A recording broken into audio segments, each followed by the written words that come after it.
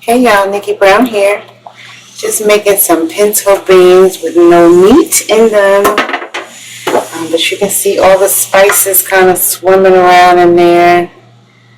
I'm just letting them cook down as I normally would. I put salt, pepper, garlic powder, onion powder, oregano, basil, Italian seasoning, a little cayenne pepper, a little Cajun seasoning, and I'm just letting them cook. So I hope this is helpful for those of you who